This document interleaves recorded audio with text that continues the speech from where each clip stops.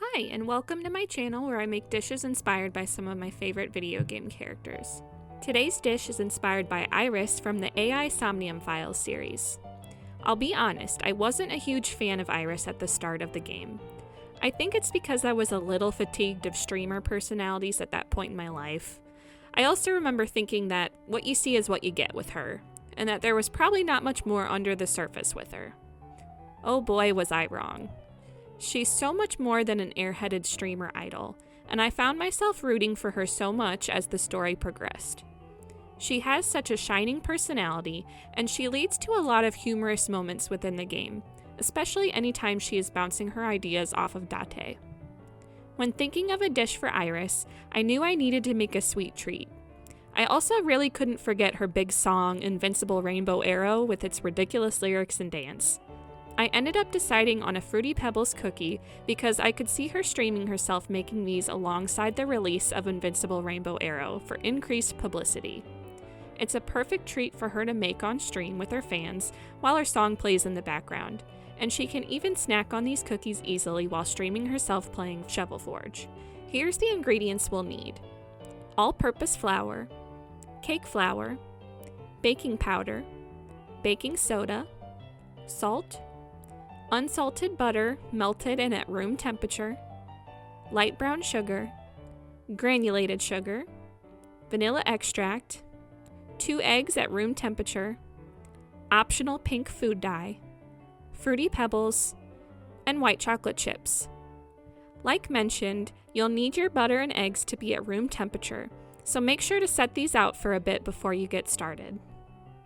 To start, we'll mix our dry ingredients together.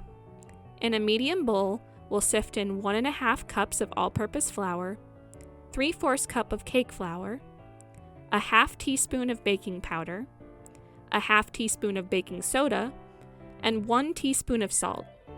We'll then generally mix everything together so it's evenly distributed.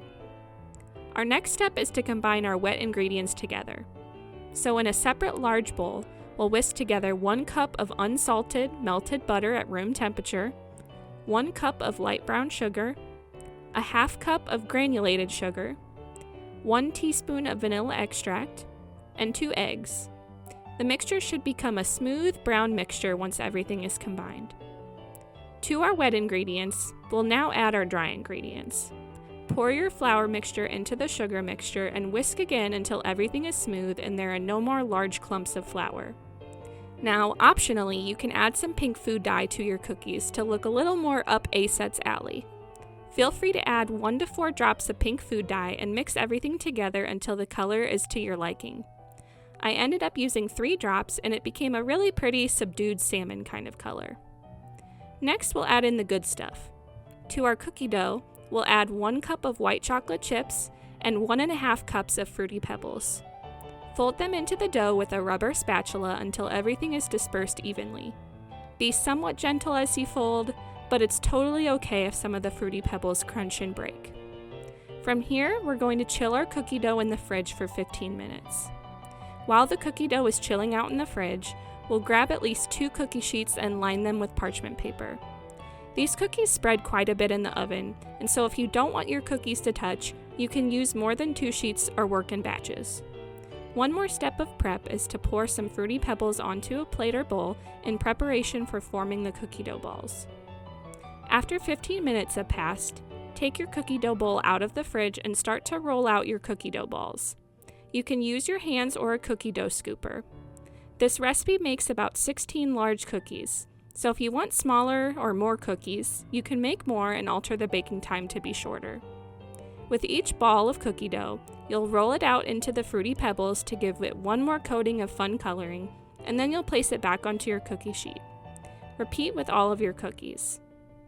Now, one more time, we'll put the cookies back into the fridge to chill some more.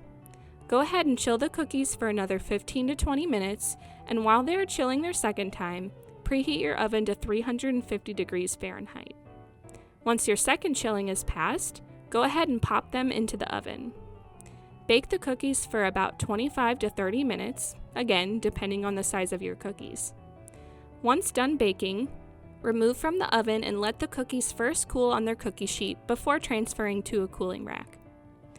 This is totally optional, but if your cookies spread and collide with the other cookies like mine, and you don't like the look of it, you can cut the cookies out with a cup or a cookie cutter to create a perfect circle.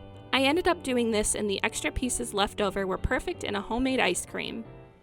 Maybe Fruity Pebble cookie ice cream would be Iris's next business venture to promote Invincible Rainbow Arrow. Either way, it's time for a bite. As a Fruity Pebbles lover, these cookies were awesome. They have such a nice, sweet, and buttery taste to them, and that little added fruity kick finishes everything off so well. The little crunch you get from the Fruity Pebbles is also a nice contrast to the slight chewiness of the cookie, and adds some extra layers to this sweet snack. I had such a fun time making these cookies, and they are pretty simple to put together, which makes everything even better. As I said earlier, I can totally see Iris streaming herself making these cookies as a part of a promotion for her releasing her new song. She'd dance throughout the process, I'm sure, and she'd encourage her fans to follow along as she went. Once the cookies were all baked, she could finally sit down to enjoy them and return to streaming herself playing games. The cookies would be so easy to eat while playing, she would only have to take one hand off the mouse or keyboard, so she wouldn't lose any potential progress. I can see Iris getting to this recipe by looking at one of her mom's recipe books and tweaking it to fit her personality and tastes. And I could see her proudly sharing her tasty concoction with her mom and friends.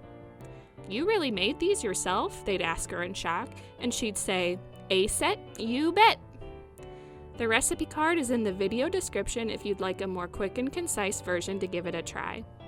Like if you want a bite, subscribe for more geeky treats, and comment what foods Iris reminds you of. Thanks for following along.